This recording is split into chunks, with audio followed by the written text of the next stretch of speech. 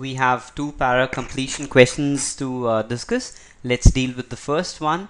This was about David Dhawan's movies.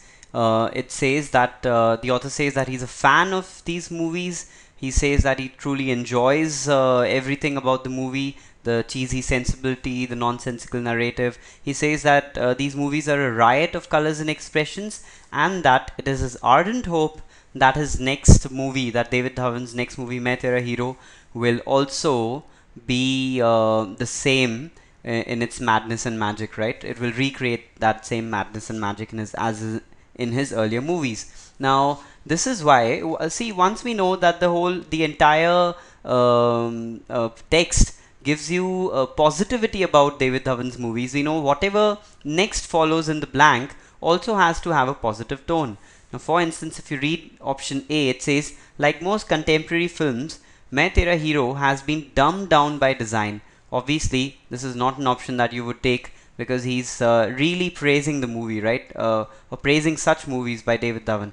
B says, my problem is that the frenzied plot didn't deliver enough funny lines. Again, no, it's his hope, and this is something that is already in the past, right? Option B. So we cannot take that. We can really eliminate option B. What about C? The film is undemanding but also deflating. Again, an option which speaks negatively of the movie, of David Dhawan's movies, or of this upcoming movie.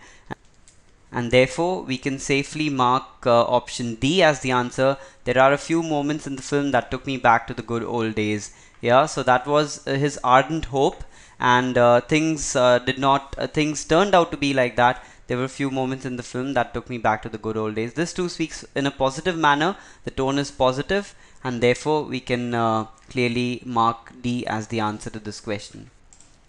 In this para completion question, the speaker speaks about the second Cold War, right? That were there to be a second Cold War, this is something that many people believe. It's a faddish idea.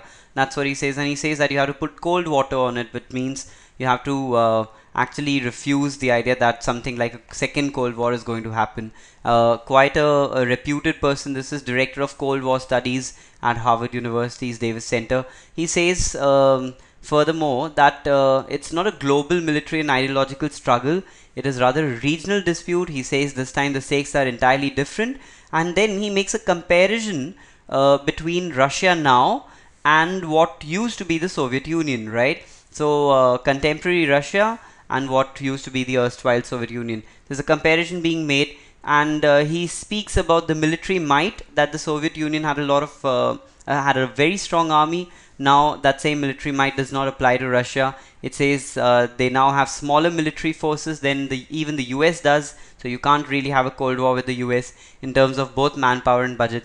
Then further it says that it lost key bases in several East European countries, all of which are now members of NATO. So they would definitely go and support the US rather than be still allies of Russia, right? So whatever follows in this blank would deal with how, in other terms, Russia is inadequate to fight a Cold War right now, right? Let's read the options. 72A says, Russia is still by far the world's largest country, but it's not anywhere near as large as the Soviet Union was.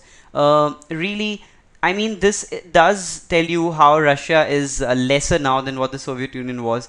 But then, being the world's largest country doesn't really go along with the points that he had mentioned earlier. For instance, smaller military forces, lost key bases, right? So this would not really affect any outcome of any war, right, being a larger country. And so that is why, due to that logic, we can eliminate option A, that he would not mention Russia being the largest country when he is talking of significant pointers or aspects such as military force or manpower or budget or lost key allies, right? What about B? B says, Russia also lacks a key element of the Cold War battle, the Marxist ideology that helped bring countries across the globe under its influence. For example, in the case of Nicaragua and Ethiopia, countries like these, Russia used the Marxist ideology, the USSR used it to make them allies or to bring them together under its influence. This ideology is somehow missing now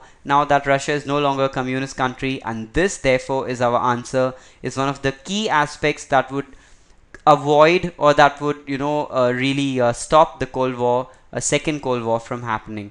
Let's anyway, even though we have the answer, let's read option C and D. C says the nature of today's conflict is different. He's an analyst, he says, but this doesn't really bring up why it is different, right? That's what the reason, the cause that we are looking for. So we cannot take this to be the answer.